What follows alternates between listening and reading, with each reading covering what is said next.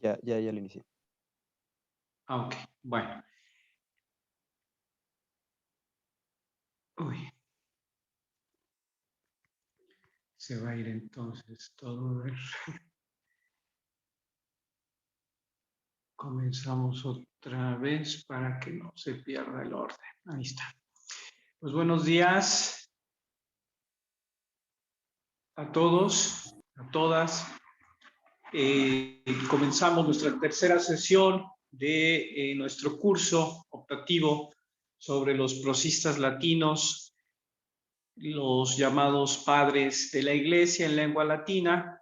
Ya hemos hecho nuestra sesión introductoria. En la sesión 2 hablamos del tema del canon bíblico, que tiene pues una influencia y presencia muy destacada entre estos escritores que llamamos los padres de la Iglesia. Ya dejamos nuestro primer acertijo. Ya comentaremos algo de esto a lo largo de la sesión. Y se está pasando por tiempo, parece ser. Entonces, pues vamos a hacerlo así. Así se ve más o menos, ¿no?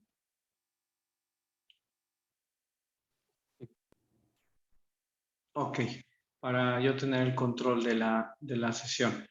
Entonces, retomando la clase anterior, hablábamos de esta propuesta de Hubertus Drottner, profesor de Historia Antigua y Patrología de la Universidad de...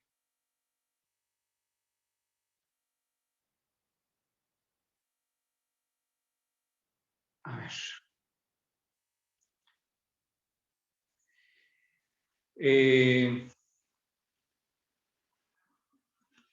De Múnich en Alemania, que tiene un manual del cual ya hemos hablado. Quienes han tomado el curso de prosistas, de padres de la Iglesia griega, pues lo conocen y es muy útil. Quienes están incorporando a este curso, pues ojalá que lo puedan aprovechar, utilizar, y que pues recordemos que el trabajo es un elemento de evaluación de nuestra materia. Ya está puesta la tarea en el aula virtual. Si alguien tiene alguna duda o se ha incorporado apenas, como decíamos, pues por favor se comunica conmigo por WhatsApp o por la plataforma o por Google Classroom. Y pues vamos haciendo el avance de estos entregables, o mejor dicho, los ejercicios autodidácticos o pues trabajo personal de la materia que pues ha reportado, como les he comentado, a lo largo de ya casi 6 semestres que llevamos impartiendo esta materia en la facultad, pues algunos resultados interesantes, el conocimiento en general de los alumnos, de las alumnas, de esta literatura que apenas se toca en las materias obligatorias de la licenciatura en letras clásicas. Por eso la oportunidad del Consejo Técnico de aprobar la impartición de las mismas y pues ofrecer este escenario que interesa al conocimiento de la literatura de la tardía antigüedad o antigüedad cristiana, como se suele denominar, aparece así en los manuales, y que principalmente está escrita en griego y en latín, pero como ya hemos dicho, pues en otros casos no. La lengua siriaca, la lengua copta, sobre todo tienen un papel muy pues destacado y importante en esto. ¿Sigue compartiéndose la pantalla? Ya no. Ya no, ¿verdad? ¿Quién sabe qué me hizo? A ver otra vez. A ver. Entonces ahora voy aquí. Ya se ve de nuevo, ¿no? Sí. Perfecto. Entonces, a nivel de los géneros literarios, como pues a lo largo de los estudios que han realizado ustedes, pues les hayan hablado,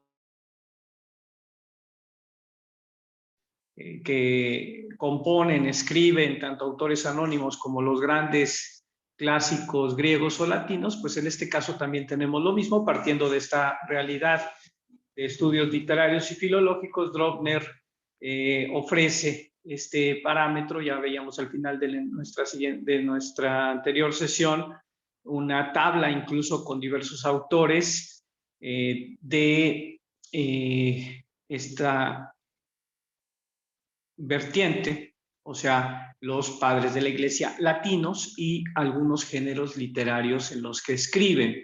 No quiere decir que un padre de la iglesia escriba exclusivamente en un solo género literario, o que haya géneros literarios que sean o solo propiamente griegos o exclusivamente latinos. Esto pues pareciera una perogrullada, pero sí conviene pues, tenerlo muy claro, porque en el campo de los estudios bíblicos a veces parece que esto se convierte en algo ideológico debido al contexto religioso por el cual, sea desde el judaísmo, desde el cristianismo, o las diversas ramas o iglesias del cristianismo, se acercan las personas o los estudiosos a los textos que conforman la Biblia, pues pareciera que los pocos casos de identificación de autores que tenemos en el Antiguo Testamento y los varios casos que tenemos, sí, de autores en el Nuevo Testamento, pues pareciera que un autor tendría que escribir pues solo cartas en el caso de Pablo de Tarso, o solo Apocalipsis en el caso de Juan, que ni siquiera es el autor o redactor final de lo que se llama el Apocalipsis de Juan. Como en la literatura clásica que hayan estudiado, en muchos casos tenemos la intervención del autor, pero después también el texto que conservamos muchas veces no está completo, muchas veces tiene adiciones, muchas veces tiene editores del texto o recensiones. Y este fenómeno, pues de transmisión textual, también lo observamos en este caso del contexto bíblico y del contexto de la patrología latina. Ahí decíamos, pues, esos tipos: Apocalipsis, Evangelios, Hechos, cartas, que se comparten con los textos del Nuevo Testamento. Otra vez dejo de compartir, ¿verdad? Ya sé qué está pasando. Entonces, permítanme un segundo para que me parece que es que está mandando a descansar el celular, y es lo que vamos a quitar para que no haya problema. A ver, entonces volvemos a compartir pantalla.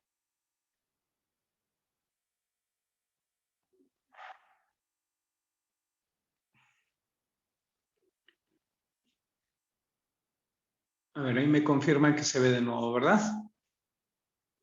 Sí, ya se ve. Ok. Y como les decía, también pues tenemos ahí mencionados, hay más, ya lo vimos al final de nuestra sesión anterior, quienes también así lo deseen y consideren oportuno. Ya sabemos que está nuestro canal de YouTube, La Casa de los Padres de la Iglesia, y que vamos colocando, ya están las 2 primeras sesiones, si quieren repasar, si quieren tomar datos que probablemente les sean útiles en el momento de no puede ser, en el momento de realizar su trabajo, o en el momento de tener que preparar pues el examen, por ejemplo, ¿no? A ver, vamos a ver si lo logro sacar de otra forma para que no nos esté molestando el tema del cambio de cómo es. Descargas probablemente. Ahorita no está compartiendo pantalla, ¿verdad?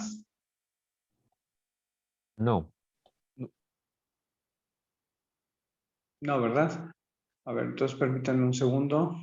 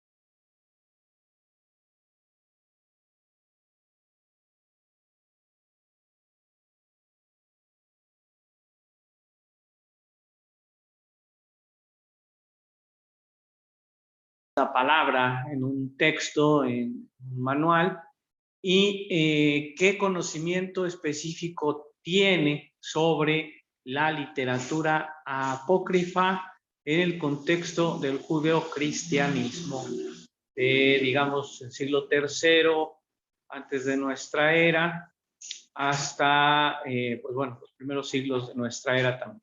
Abrimos a dos participaciones, ojalá sean 3 quienes intervengan.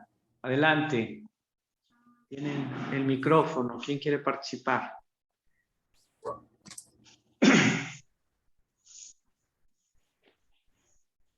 ¿Vale? ¿Sí? Ok, es que luego no se escucha. Pues son más que nada textos habla de temas sagrados, pero a pesar de esto, como no son no son considerados por la iglesia como parte de los textos que sí son, como los llaman, con inspiración divina. Ajá. Y pues el ejemplo, pues totalmente sería la Biblia, como está así totalmente completa. Los textos que están fuera de ella, pues son los que son considerados apócrifos. Ok, sí, ¿me recuerdas? Es que no veo bien aquí en el celular. Soy Emilia. Emilia. Ok, Emilia, gracias. Sí, en tu respuesta, Emilia, que está bien, que es correcta, utilizas, como en el campo académico, cuando queremos hablar de estos temas, una terminología técnica. Dijiste inspiración divina, dijiste Biblia, dijiste textos que están dentro y que están fuera. Y sí, es una terminología técnica, ya hablamos en nuestra sesión anterior de esto, y está bien, pero no podemos aplicarla, a lo mejor que más quisiéramos, en un contexto unívoco, porque estos conceptos, sí, teológicos de inspiración y de canon, se utilizan en diversos contextos religiosos, y cada contexto religioso o cada religión o cada grupo religioso dará su propia acepción y su propia semántica o significado a dicho término. O sea que, más o menos, la inspiración judía no es exactamente igual que la inspiración cristiana o que la inspiración gnóstica. Ya hablamos de otra palabra técnica. Hoy vamos a hablar un poco de estos grupos que surgen finales del siglo I, sobre todo siglo II, siglo III, que se denominan bajo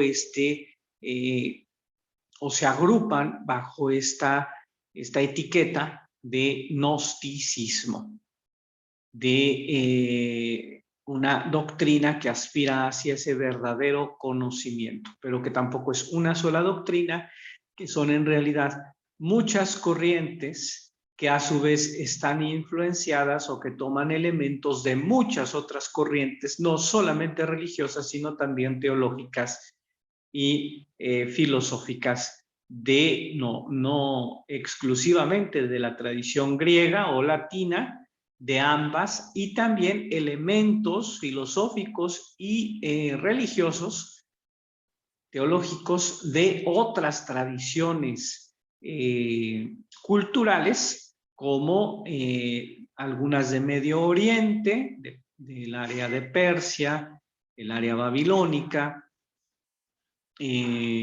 Así, por ejemplo, pues tenemos el zoroastrismo, tenemos el mandeísmo, tenemos una corriente que surge también después, digamos, en el siglo III, que se llama el maniqueísmo y que toma elementos del cristianismo, pero también elementos zoroastristas y de otras religiones de, como digo, Medio Oriente, y establece pues una doctrina, y esto también, el maniqueísmo es muy útil para reflejar esto, también un canon propio. Así, por ejemplo, el canon del maniqueísmo serán los escritos de Mani, que generalmente se agrupan en un grupo de 7, y después otra serie de escritos de los sucesores de Mani y un corpus más amplio de textos, en los cuales habrá también algunos textos tomados de la Biblia o historias, referencias o inspiraciones, personajes tomados del universo bíblico. Mani, así como Mahoma, tiene contacto con el judaísmo y el cristianismo y toma en su doctrina y en su canon, pues ¿cuál es el canon, por ejemplo, del Islam? Pues es el libro que conocemos como Corán, que pues tiene toda una serie de escritos de inspiración divina que Mahoma recoge, pero que en muchos de los capítulos o los suras, ¿no?, del Corán encontramos referencias a personajes bíblicos, tanto del Antiguo Testamento, Moisés, Abraham, como del Nuevo Testamento, pues Jesús o María, incluso referencia a los judíos y a los cristianos. Entonces, ¿qué es canon? Pues aquellos escritos sagrados que una religión configura o un grupo religioso configura para sí mismo.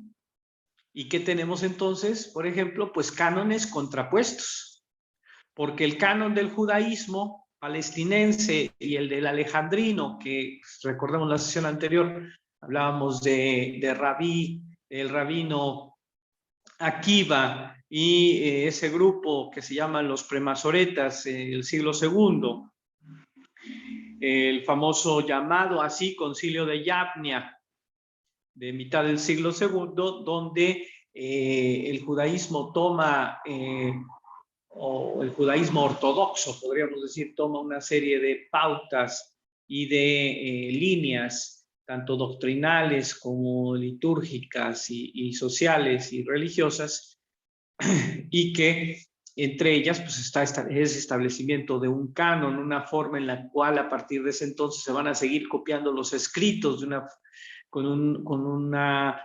dedicación, con una fijeza, esta es la palabra correcta, de tal modo que no se equivoquen los escribas al copiar los textos y entonces los textos queden exactamente iguales. La canonicidad del texto va también relacionada con la materialidad del texto, o sea, el que se conserve el orden textual o la transmisión textual de un texto. Lo sabemos por nuestros estudios, les recomendaba mucho este libro que ya pusimos por ahí, de Wilson y Reynolds, sobre la transmisión del libro o la historia del libro y sus vías de transmisión, ¿no? Que pues nos menciona, refleja, tanto en la época griega, romana, cristiana, incluso hay ejemplos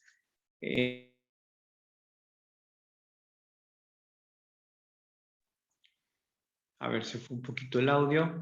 Hay referencias incluso de la literatura musulmana que nos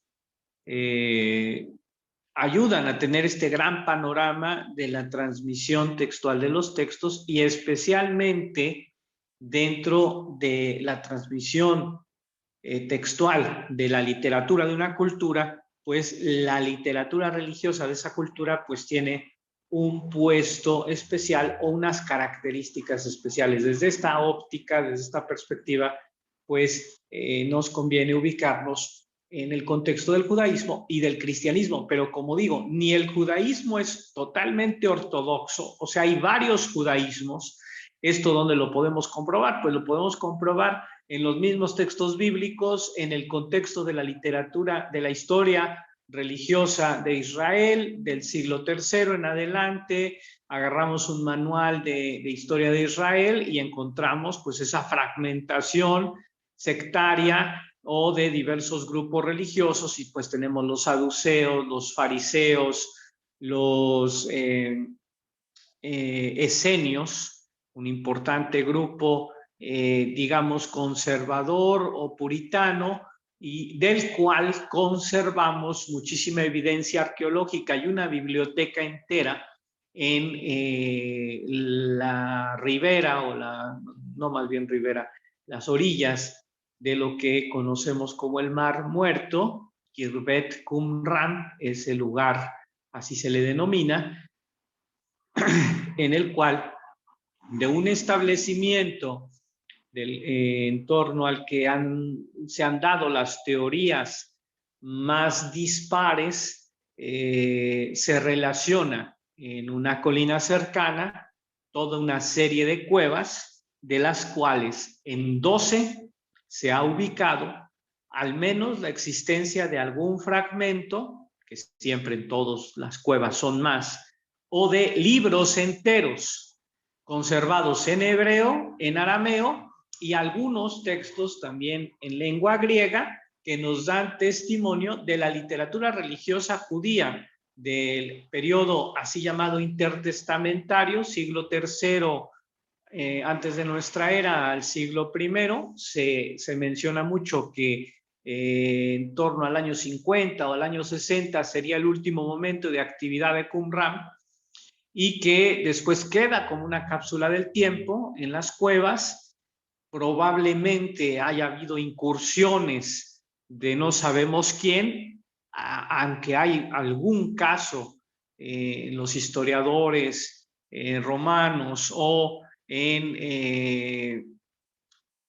bueno, Flavio Josefo también, otra fuente importante, y en la historia eclesiástica de Eusebio de Cesarea, donde en el momento en el que, algún momento que habla de Orígenes,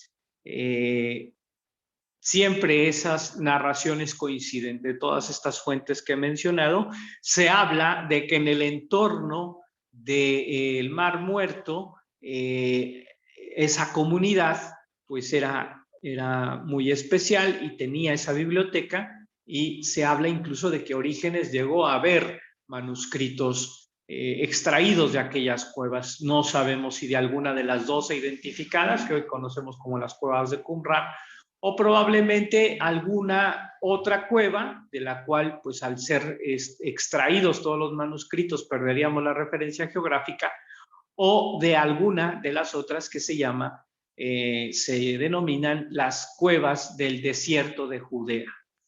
Hay otros 3 o 4 importantes yacimientos donde se conservó literatura judía de la época, el famoso archivo administrativo ¿cómo es? Vaquita o Vaquira, algo así, una mujer empresaria del siglo I. Si a alguien le interesa esto, obviamente les paso, y al final de la sesión o el día de hoy les pasaré referencias de este dato, esta referencia específica. Se encontró en una de estas cuevas una especie de mochila o portafolios con, no sé, recuerdo bien, 14 o 20 documentos administrativos que nos ponen en el contexto de esta mujer, una mujer judía que había tenido pues un negocio, y hay cuentas y hay toda una serie de datos que nos permiten reconstruir algo de su vida y del entorno del judaísmo de siglo I, siglo II. También lo más importante para la historia de Israel como pueblo, como cultura, podríamos decir, además de las cuevas de Qumran, pues están las famosas cartas de Bar Kokhba, jefe o líder revolucionario de también el siglo I, el contexto siglo II, que pues está en los libros de historia, y hay autógrafos de Bar Kokhba. Eso sí está comprobado.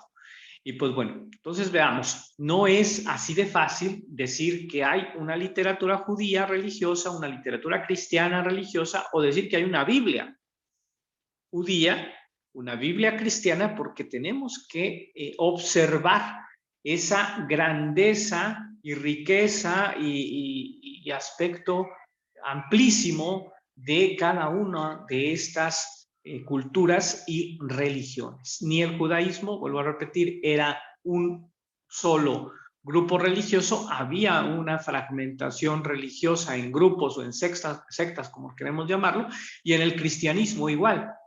El movimiento de Jesús empieza a surgir, se consolida sin lugar a dudas, después del año 60, en torno al año 100 se fortalece, está toda la expansión paulina, la expansión misionera de los apóstoles, como se llama, donde por evidencias arqueológicas y muchísimas otras referencias literarias, entre cuales las literatura apócrifa que ya empezaremos a mencionar ahora, pues sabemos que el cristianismo se expande hasta la India o se expande a Armenia y Georgia, y que también llega a Babilonia, y que bajo el imperio pues persa establece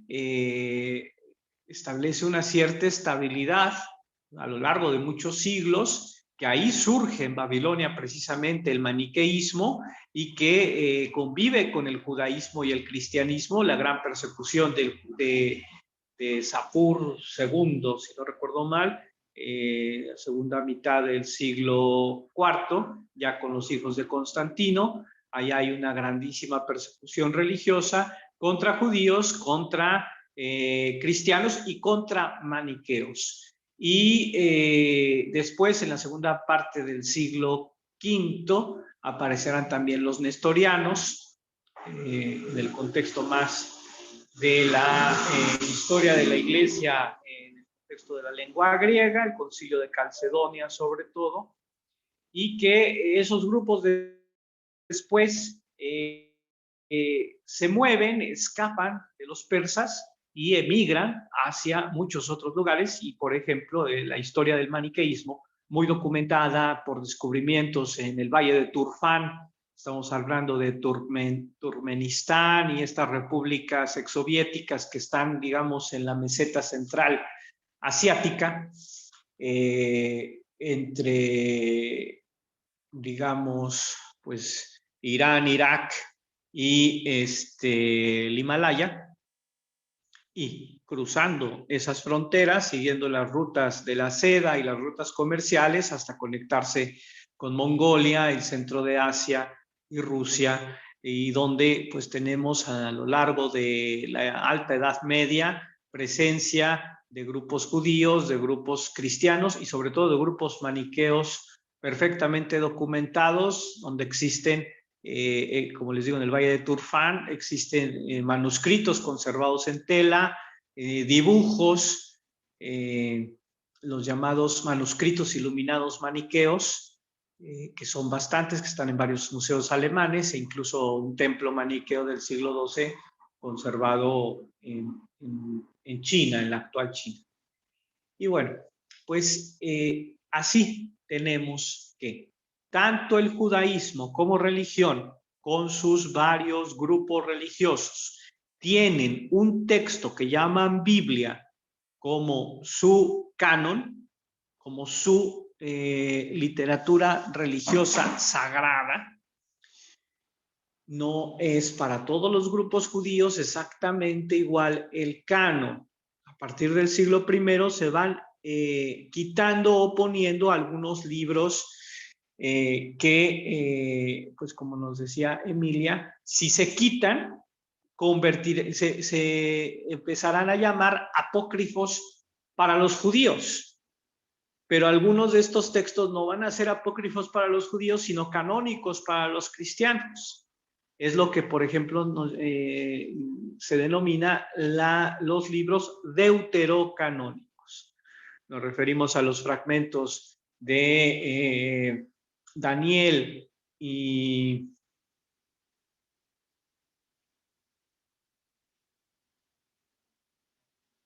bueno, se me escapa el otro autor, pero por ejemplo libros completos como los Macabeos, como el libro de Tobías, sobre todo muy importante. Bueno, sí, es la redacción del libro de Job, que no van a ser iguales en una Biblia judía, si la consultamos en hebreo en una traducción, o en una Tanaj judía, no tendrá los mismos capítulos en un texto religioso judío que en un texto religioso cristiano. Si consultamos una Biblia católica o ortodoxa, también hay una variación porque seguirá la versión de los 70, la traducción griega que hablábamos también en la sesión anterior, y entonces encontraremos, sí, sobre todo en el libro de Daniel, que ya lo mencionaba en la sesión anterior, pues un mayor número de versículos o de capítulos enteros. Y si, por ejemplo, consultamos el libro de Daniel en una versión de una iglesia de la Reforma o en una iglesia cristiana, o por ejemplo es muy conocida la versión de la Biblia Reina Valera, pues si vemos la Reina Valera no estará igual el libro de Daniel, tendrá una diferencia en el número de capítulos y en el contenido de esos capítulos. Entonces sí, pues nada más ese aviso de navegantes que si alguien trabaja sobre esto en sus escritos para la evaluación complementaria de la materia, pues tengamos muy en cuenta esto. Tenemos que ver un poquito esta perspectiva. A ver, avanzamos. Si me ayudas, Irán. Bueno, dijimos que iba a participar alguien más, solamente participó Emilia. A ver, ¿quién más? Regresa un poquito, Irán, a la anterior. Y alguien más que nos quiera decir algo sobre qué entiende, qué sabe, qué le interesa o qué cosa rara puede ver. Cualquier aportación en torno a los apócrifos. Adelante.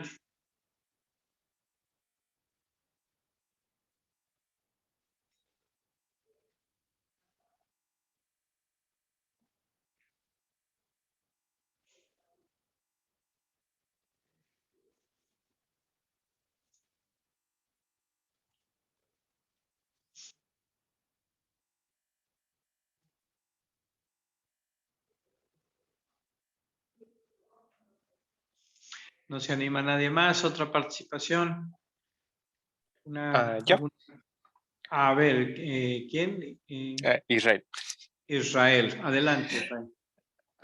Bueno, aparte de algunos también apócrifos, bueno, para los judíos, que son canónicos para los cristianos en el Antiguo Testamento, recuerdo que también hay los apócrifos del Nuevo Testamento para los cristianos, que creo que en especial eran diversos evangelios. Incluso hay varios escritos por los mismos apóstoles. Creo que incluso hay uno de María Magdalena. Y y también más cartas de otros apóstoles, cartas de algunos otros personajes, incluso mencionados en los evangelios. Y no me acuerdo qué otra cosa más, pero sí prácticamente es la cuestión de los que no entran en el canon, pero dependiendo de cada visión, o bueno, de cada religión, como usted comentaba. Sí, pues sí, muchas gracias, Israel. Y ciertamente, o sea, no podemos, ahí entramos en otro problema, no podemos hablar de un canon apócrifo del Antiguo Testamento o de un canon apócrifo del Nuevo Testamento, porque aunque sería una intención manualística o escolástica interesante, no se pueden clasificar los apócrifos tampoco solamente, pues por eso les hago esta referencia del género literario, porque es a lo que menos se escapan los apócrifos en un intento de clasificación, pero aún así encontraremos algún texto que se llama Apocalipsis de Santiago, que en realidad no es un texto que pertenezca al género literario Apocalipsis, sino que solamente aparece en la etiqueta del principio del texto en el conservado completo en la biblioteca de Nag Hammadi, que es la grandísima biblioteca gnóstica que, a semejanza de la otra cápsula del tiempo, o sea, la biblioteca de Qumran, pues nos ha llegado justamente a mitad del siglo XX. Antes del siglo XX, ni Qumran ni Nag Hammadi estaban descubiertos, permanecían como, pues sí, como nosotros hacemos las cápsulas del tiempo. Seguramente quienes poseyeron, o sea, la comunidad, se habla ciertamente de comunidades, la comunidad dueña de los manuscritos de Qumran, o probablemente ese sabio que era el poseedor, un miembro, probablemente un dirigente de algún grupo gnóstico que nos dejó ahí en esa especie también de carpeta, de portafolios, ¿verdad? Un portafolio olvidado por un profesor en la pandemia, y pues imaginemos, después nunca se recogió, y pues ahí quedaron sus libros, y eran sus libros de su especialidad. Pues eso es la biblioteca de Nag Hammadi. 14, si no recuerdo mal, códices que tienen más de 50 escritos. Alguno está copiado incluso 2 veces, y algunos tienen ese género literario a los que nos hemos referido, incluso otros no. Y aunque ponen el título, tenemos que ir analizando cada texto de forma individual. Y esto es lo que los grandes estudiosos de los evangelios, de los textos apócrifos, Schleyer, Maher y Angelo de Berardino, un gran estudioso italiano, agustino, que durante muchísimos años fue el director y gran representante del Instituto Patrístico Agustiniano de Roma, que es una de las instituciones que se ha dedicado por más de 50 años al estudio de la patrología específicamente y de los apócrifos, y probablemente sea el centro de estudios que conserve la mejor colección sobre los textos patrísticos. O sea que ellos tienen conservados en su biblioteca pues las colecciones completas de textos patrísticos. Ya iremos hablando poco a poco probablemente en la siguiente sesión les hable un poco más de esto del Migne, que eso sí nos suena un poquito más a todos, pero hablaremos de Source Chrétien, la edición francesa, del corpus alemán, el corpus de la editorial Brepols, que tiene la serie latina, la serie griega, la serie apócrifa y la serie, y ahí viene la otra bomba del día, que quienes ya tomaron el curso de patrología griega ya saben que esta palabra suele aparecer, o palabrón, ¿verdad? No es ninguna palabra soez, pero sí es una palabra larga, pero casi siempre nos sale en todas nuestras sesiones, ¿no? Los pseudoepigráficos, la literatura pseudoepigráfica. Así como nos decía Israel, parece que algunos de estos evangelios los escribieron los apóstoles. Sí y no. Tanto los canónicos, ya dije el caso, el evangelio de Juan tiene un porcentaje alto de el texto que haya escrito, muy verosímilmente Juan, casi seguramente sí el apóstol, en la isla de Patmos, como alguna de las tradiciones apócrifas o leyendas pseudoepigráficas nos lo confirman. No podemos llegar a una certeza total del hecho, pero eso parece ser que sí fue así. Luego, el texto bajo el brazo lo haya llevado Juan a Éfeso, que es el lugar donde también, según las tradiciones históricas, apócrifas y arqueológicas, porque ahí sí conservamos la Basílica de Juan en la ciudad grecorromana de Éfeso, sí, eso sí. Entonces, y de ahí pues se haya difundido. Hay una grandísima influencia de Juan, como nos lo dice Eusebio de Cesarea, capítulos enteros en donde nos dice que Juan era el gran líder de las comunidades de Asia, de toda esta área, y que por eso Ignacio de Antioquía y Policarpo y bueno, ¿lo digo o no lo digo? El otro padre de la iglesia de nuestro acertijo, pues tienen tantas informaciones sobre él, porque él era ese personaje carismático de esas comunidades, y por su vida larga, que lo más seguro es que haya vivido muchos años, 80, 90, 100 años, y por eso su gran influencia, su gran liderazgo, su gran carisma, que deja esa huella indeleble en todas las comunidades asiáticas y en esa literatura patrística de la época apostólica que llamamos, ¿no? Los padres apostólicos. Y otros que se llaman padres apologistas griegos. Son dos divisiones que se encuentran en muchos de los manuales de patrología, pero que son artificiales, como les decía.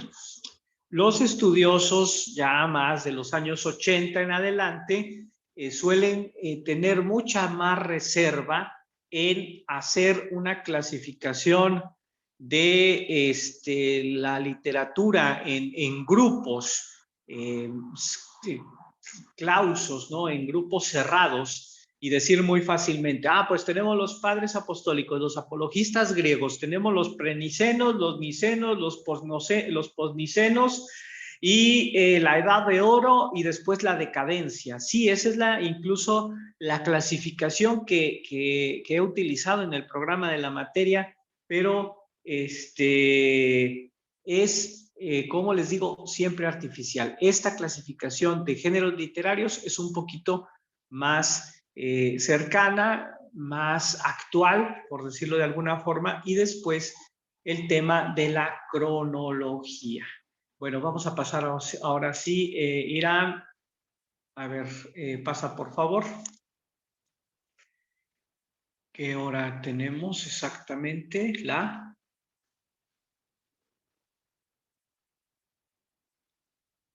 La 1 y algo. La 1.